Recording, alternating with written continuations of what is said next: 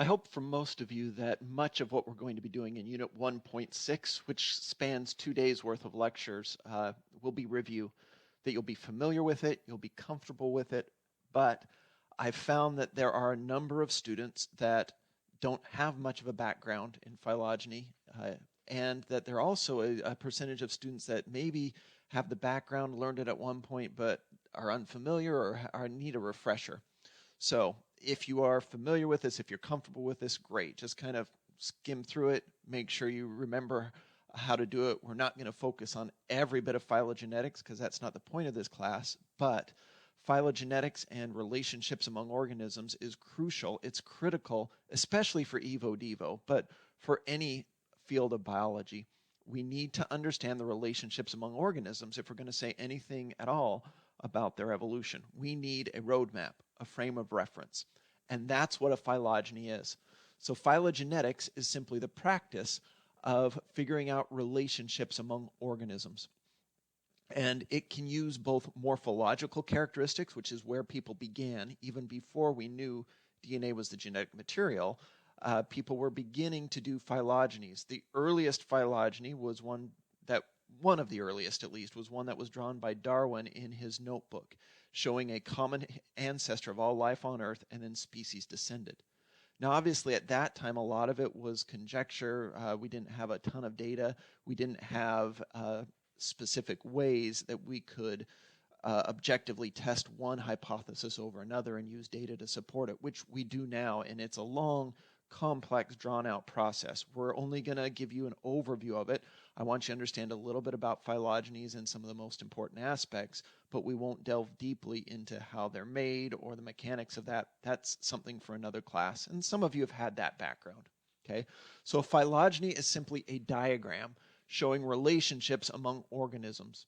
Now here I've used letters to represent different organisms, but we might have species names here also. Now, in most phylogenies, the end of the branches represent a single species that might be a placeholder for an entire group. So for instance, if I want to do a phylogeny of the mammals, I might add a carnivore, I might put a primate, I might put a rodent, and then so on to represent the major groups, and just use one species if I'm gathering genetic data as a representative of that entire group. So even though the tips of the branches represent species, that species may be a placeholder or a summary for a much larger group. And then we would need to do additional work and additional phylogenies to figure relationships within that group and to determine if that one representative is indeed a good representative of the entire group for the data that we've gathered. Okay. Internally, where two branches come together, that is called a node. A node represents a common ancestor for all of the branches above it. Okay, so that node there is the common ancestor of species A, B, and C. There would be the common ancestor of species A and B, and so on down the line. Okay, a branch, whether it is a terminal branch or an internal branch, so terminal branch connects a node to a species on the tip. An internal branch connects a node to another node. So whether or not it is an internal branch or a terminal branch, they can represent evolution, changes, mutations that occur along the way. Now, we'll get into the different types of phylogenies at a later date, but in most phylogenies, they're presented without any quantitative information for branch length. So they're just whatever distances are convenient to make sure that we can read the phylogeny clearly, and the nodes are separated by enough distance to make that clear.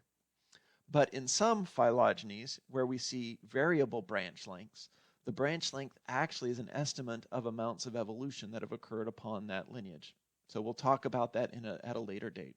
So just know the terminal branch, sometimes these are called the tips or the species, and then internal branches and the nodes. And you should be able to read a phylogeny. So if I asked you what the closest relative of species C was, some people might look and say, oh, well, B and D are equally closely related because they're right next to each other. But that's not the case at all. Relationships are shown in the diagram, not in what's next to one another. So the closest relative of species C would be this branch, this branch right here, which is the ancestor leading to A and B. So here's another question. Which of the two species A and B is most closely related to species C? Is B more closely related to C, or is A more closely related to C? The answer is they are both equally closely related. And so you can also think about a phylogeny as a glimpse back in time. So if we were to roll back time, we would move down the phylogeny like this. At some point in the past, A and B these two species shared a common ancestor that's represented by that node. And then eventually that common ancestor, if we went farther back in time, we would find a common ancestor that was shared between that and species C. So both A and B are equally closely related to C. So you should be able to read phylogenies. We're going to get more practice with that, but you will see questions because those are critically important questions. You'll see questions on the exam where I give you a phylogeny and say, what's the closest relative to, D? And in that case, it's easy. Well, it's connected here by common ancestor to E. E is the closest relative. What if I asked you what the closest relative was to the group D and E together? So both of these species, group them together. What's their closest relative to that group? Well, you just trace it back, and there's the node that connects them to everything. So D and E as a group are equally related. They're as closely related to C as they are to B, as they are to A, because they would all connect that common ancestor circled in that node, and then they would all fuse together. Okay, so sometimes the answer is a single species. Sometimes the answer is a group that is now represented by many descendant species. And we call this practice of naming organisms taxonomy. And taxonomy initially was done just on superficial similarity. So there were some mistakes that were made, especially in the very, very early attempts. As people got more data and more information and did more rigorous studies, our taxonomy got better and better. And we quickly realized that we want our taxonomy to match our phylogeny, that we should give groups names based on what they are related to. We'll talk about that more in a little bit. So taxonomy in its most general sense is simply to give us a common language, a frame of reference. So if I say Felidae, right, if you're familiar with that group, or if I just say cats as a larger taxonomic group, you immediately know what I'm talking about if you're familiar with the taxonomy of that group, right? We'll include jaguars like this one here. Or is that a leopard? I always forget the two. I think this is a leopard. I think one of the differences, there are other morphological differences, but I won't ask you this on a test, but leopards have this ring of spots, and jaguars have a ring of spots and with spots in between also. But anyway, you could add lions and cheetahs and snow leopards and, house cats, and all of those we would know immediately by just saying the family Felidae. You would know immediately what I know. Now, if I just said, what if I did a classification or taxonomy that was based on a trivial characteristic, like, does Dr. Terry think it's cute? I could maybe do that, and that's based on my authoritative decision. But you wouldn't know ahead of time if I said, yep, it's in the cute group. You wouldn't know immediately. Maybe I think rats are cute or snakes are cute, right? So we want our taxonomy to be based on something that is meaningful and something that is not subjective, meaning that two people would come up with the same answer if they were given the same data. Okay? And of course, we have this hierarchical taxonomy. And you guys already know this. I'm not going to ask you to memorize it and learn it, but, kingdom, phylum, class, order, family, genus, species. Okay? And when I say hierarchical, what I mean is that each large group contains a number of smaller groups, or vice versa. If you start with a small group, it's a member of a genus, and there are many species in a genus. Some of them are monotypic and have a single species, but the higher we go, the more possible groups we can add. So many genera in a family, many families in an order, and so on up the line. So that's what we mean by hierarchical. Okay? Now, in in-person classes, what I have students do is have a number of volunteers take off one of their shoes. And then I ask the class to classify, organize, maybe even name, but classification is the next step. So classification is taking our named species and putting them into these higher groups. So taxonomy and classification really work together. You can't do one without the other. Okay? And then the third component of that kind of trio is phylogenies. So classification, taxonomies, and phylogenies all rely on one another, and they're kind of reciprocally informative. One informs and helps the other. So we really can't separate them, although they all have their kind of own distinction. So just to be clear, in a very strict sense, taxonomy is giving organisms names. Those can be species or genus or family or anything on up the line. Classification is figuring out what organisms go into those different named groups, putting them into the proper classification. And then phylogeny is figuring out how all those groups are related to one another. And all three of them are dependent on one another. And so as a large discipline, the practice of phylogeny, taxonomy, and classification are sometimes called systematics or even phylogenetic systematics, which is a little bit redundant. But systematics is doing all three of those and using them together, and we cannot have one without the other. So imagine that we have all these shoes. We can't do it because we're virtual this semester, but imagine that I have, 15 different shoes, one from each of 15 different people, and I ask you to classify them, to group them together. How would you group the shoes? Do you do it by style? Tennis shoes versus loafers, shoes that have ties versus not ties. Do you do it by the material that they are made out of? Synthetics versus leather. Do you do it based on the manufacturer, right? All the Nike shoes in one pile, all the Dolce, or I was going to try and say a big fancy shoe brand, and I realized that I don't know any. It might tell you something about the shoes in my closet. But we could do it based on manufacturer. Maybe we could do it based on country of origin. Maybe we could do it based on smell, as gross as that would be, right? So realize that there are multiple ways that we might classify shoes. And the same thing is true for animals. We might classify animals based on many different characteristics.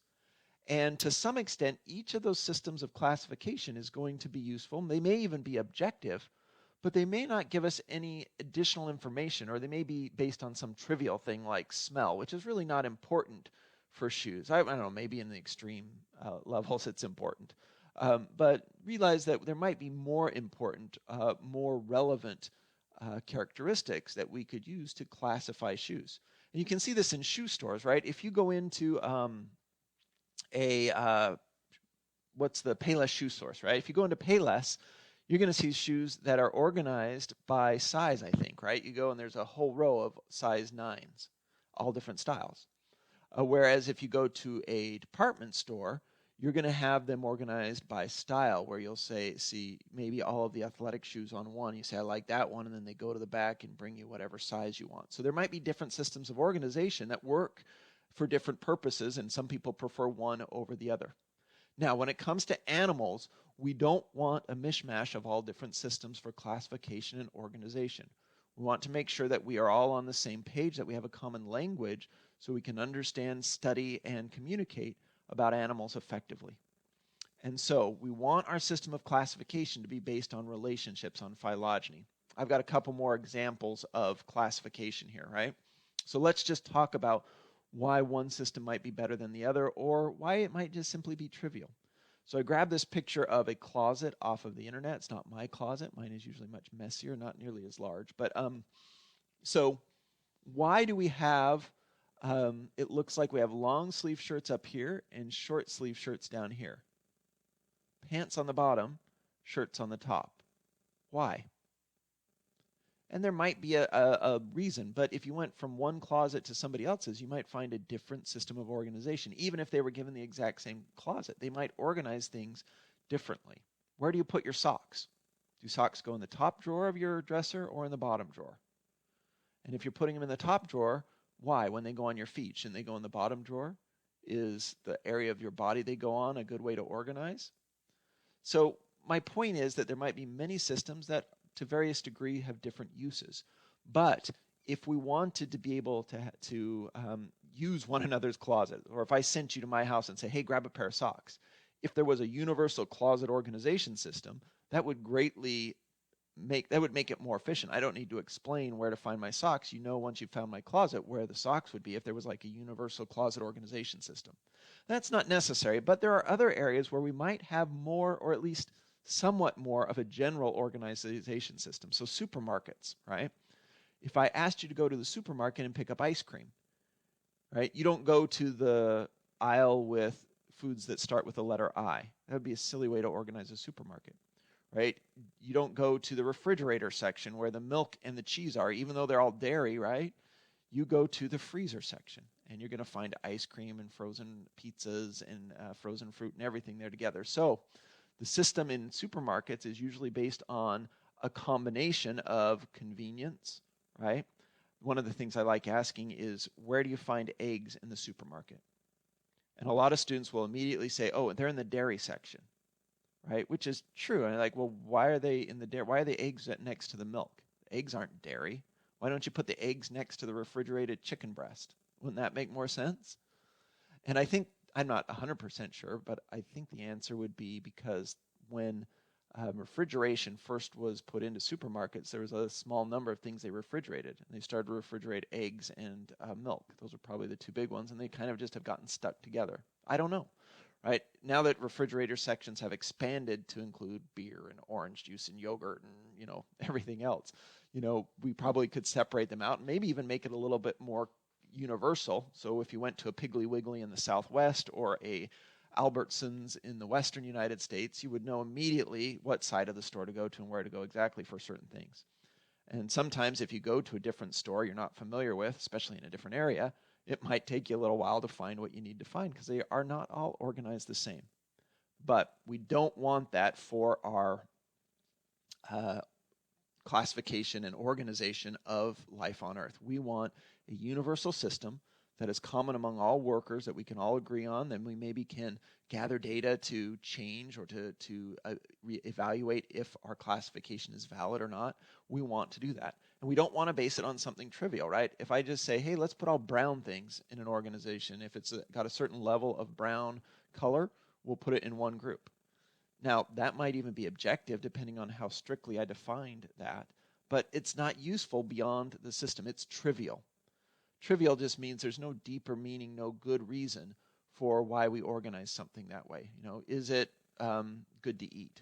Well, how do we define good? And is it a certain size, right? I don't know if you've ever played charades and you get, is it bigger than a bread box? Couldn't we define life on Earth based on the average size of the species? And we could, but it would be trivial. It wouldn't give us anything useful. So we want our system of organization to be non-trivial. And the best, most powerful way to organize life on Earth is based on their relationships.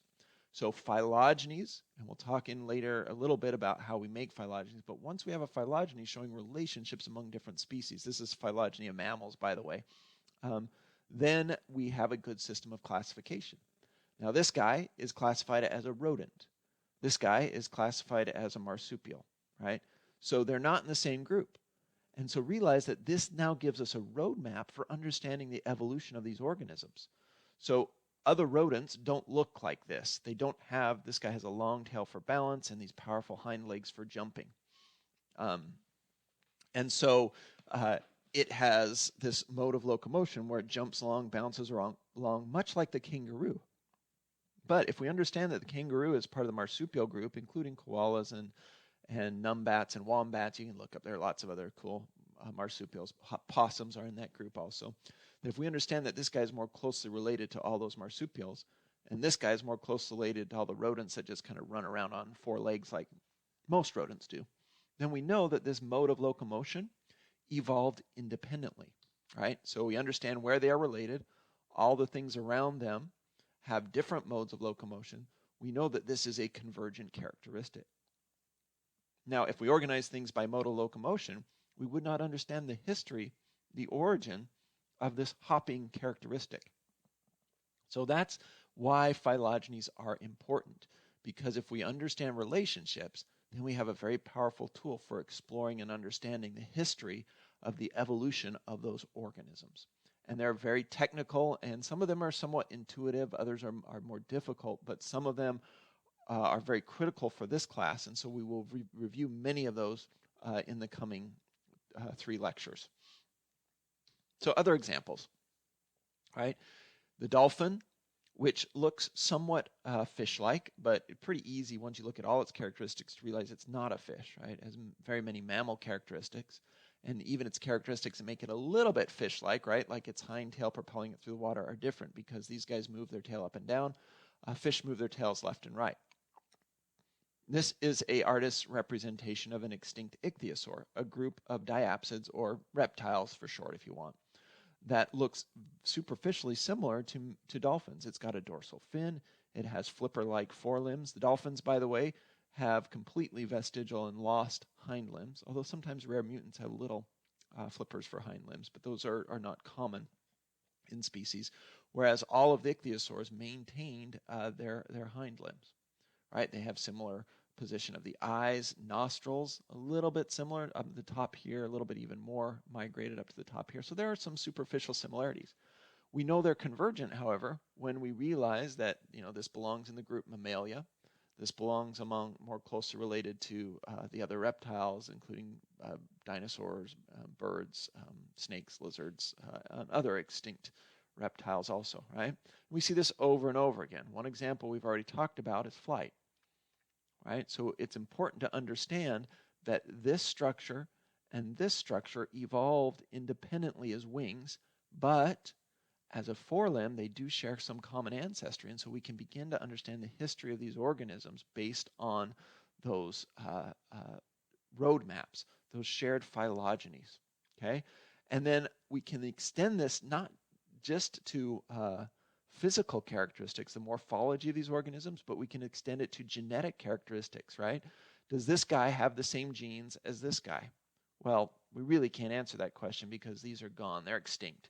So we don't have good or any really genetic information about these guys. But we might be able to look at some of their close relatives if they have some close ones. And so we say, hey, if I wanted to understand as close as possible about the genetics or the DNA of a pterosaur, like this guy, where would I look? And if we understand that pterosaurs are closely related to the extinct dinosaurs and living birds and crocodiles, I could take a sample of some of the extant ones and maybe make some assumptions about what the common ancestor was like. And even though I wouldn't be 100% sure, I'd have a little bit of a better idea about what the genome of a pterosaur looked like. And so I could at least partially answer that question if I understood the roadmap, right? Now, I could look at living organisms that have evolved wings, so bats and birds. And we know that this evolved separately because birds are closely related to other dinosaurs and pterosaurs and crocodiles, all the other reptiles, whereas bats are more closely related to mammals, right? They're part of that mammal group. And so then I could investigate the genes that are used to build bat wings and those that are built to make bird wings. So here's the question. Would you expect the genetic pattern for building a wing to be similar or different in the bat versus the bird? Now, that's a tricky question to answer. There's a lot of work that needs to be done, and it's only really beginning because these are tricky groups to work with. Mammals are hard to work with because embryos are held internally, and there are logistical and ethical considerations. Birds, although they have external eggs, and it's still a little bit tricky. So there's a lot more work done developmentally on birds than on most mammals. Maybe mice are the exception because they're a model organism, but birds are a little easier to work with. But we might expect some levels of similarity because both of those forelimbs derived from the ancestral vertebrate forelimb. And so we might expect elements of the development of a bat wing and a bird wing to still have some characteristics that they've inherited from their common ancestor.